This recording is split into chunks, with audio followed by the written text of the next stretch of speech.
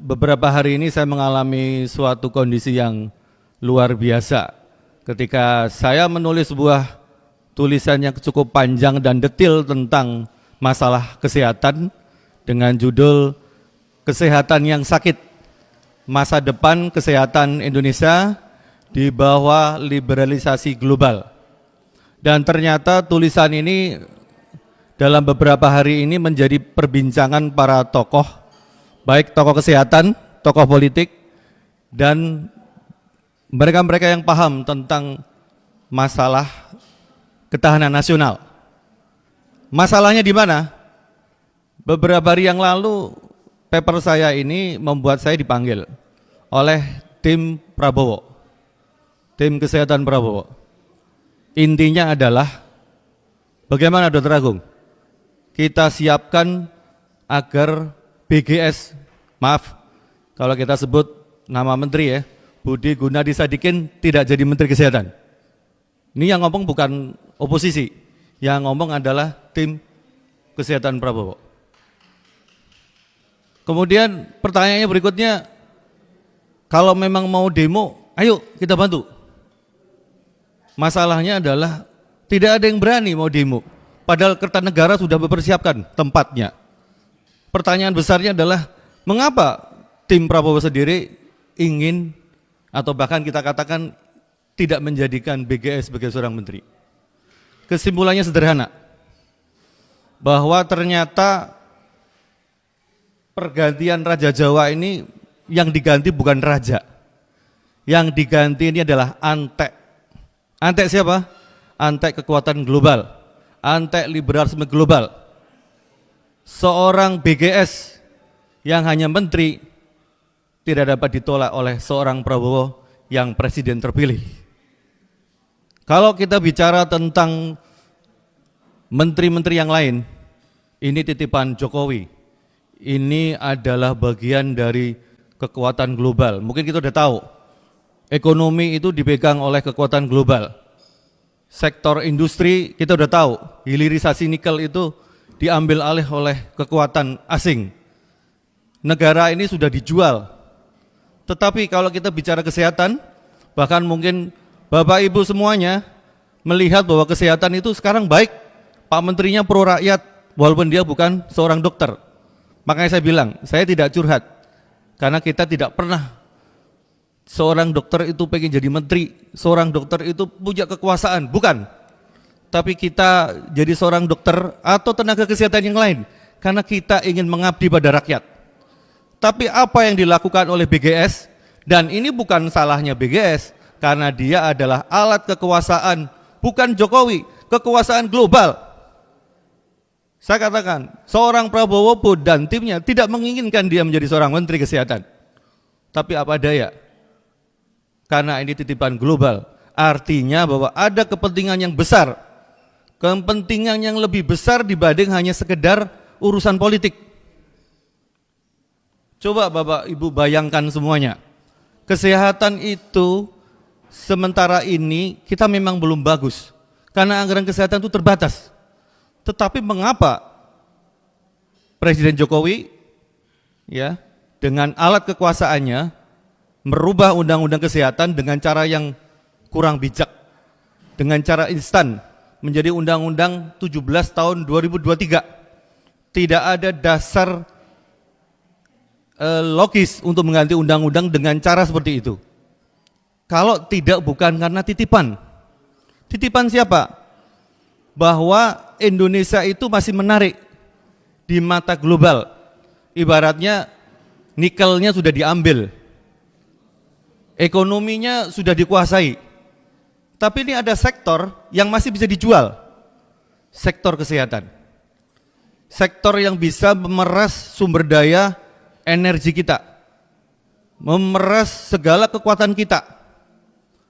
Healthcare, pelayanan kesehatan yang mendasar pada rakyat, sekarang akan diganti dengan health industry. Health industry itu apa? Industrialisasi kesehatan. Atas dasar bahwa kesehatan kita harus ditingkatkan. Rumah sakit swasta hanya dalam waktu 2 tahun terakhir menaik 15%. Dan itu adalah saham dari asing. Kemudian Bapak Ibu mungkin tidak paham bahwa sekarang ini para mengkelar di bidang kesehatan, dan kita tidak bicara hanya masalah kesehatan, mereka ini hanya menjadikan kesehatan ini sebagai kedok. Mereka memberikan bantuan, Melinda and Bill Gates Foundation ini, ya, beserta WHO-nya, ingin menjadikan Indonesia itu sebagai market. Mereka punya barang, mereka punya jualan, termasuk adalah kita tanpa disadari, nantinya orang sakit itu bukannya sembuh, tapi bagaimana caranya orang sehat punya ketergantungan, walaupun dia tidak sakit. Karena apa? Penyakit bisa diciptakan. Mereka mengajari kita untuk lebih hidup sehat, sehingga nantinya kita akan bergantung pada institusi kesehatan yang memang bukan milik kita. Karena saya katakan tadi, mandatory spending yang 5% itu tidak dijadikan kekuatan. Saya pernah ketemu dengan Pak Menteri pada awal-awal ketika dia ingin melegalkan, ya, lewat regulasi undang-undang kesehatan. Apa katanya? Kita tidak perlu anggaran, karena banyak yang mau membiayai. Dan saya pada waktu itu sebenarnya diharapkan oleh beliau untuk mendukung beliau menjatuhkan organisasi profesi. Artinya IDI, Ikatan Bidan, Persatuan Perawat itu akan dilibas. Bahkan sekarang kekuasaan kesehatan itu hanya ada di satu, di tangan Menteri Kesehatan. Dulu ada yang namanya Konsil Kedokteran. Konsil Kedokteran itu di bawah Presiden, dibentuk dengan undang-undang sebagai kepala negara. Artinya bahwa ada organisasi atau lembaga independen yang dibentuk oleh pemerintah yang nantinya itu adalah untuk menjamin keselamatan rakyat di bidang kesehatan. Kementerian Kesehatan itu hanya regulator, tetapi sekarang mereka bermain sendiri. Regulator iya, yang akan mengadili iya, dan sebagainya. Dan apa akibatnya? Akibatnya adalah kita semua dalam beberapa tahun ke depan itu hanya jadi market. Seperti halnya kita bergantung dengan barang produksi luar negeri. Rakyat dibuat tidak percaya dengan buatan dalam negeri. Ya. Tidak hanya dokter, rumah sakit milik kita itu memang dibuat bergantung dengan teknologi yang mahal. Bayangkan Pak Menteri ini punya rencana dengan anggaran 880 miliar yang uangnya mungkin bukan dari kita. Artinya uang hutangan. Untuk apa? Membangun cath lab. Cath lab itu untuk kateterisasi jantung. Dan anggaran itu sebenarnya masih banyak dibutuhkan untuk rakyat-rakyat yang ada di pedesaan. Memang sakit jantung itu perlu diatasin. Tetapi lebih baik adalah mencegah, jangan sampai orang sakit jantung. Sedangkan cath lab itu biaya tinggi.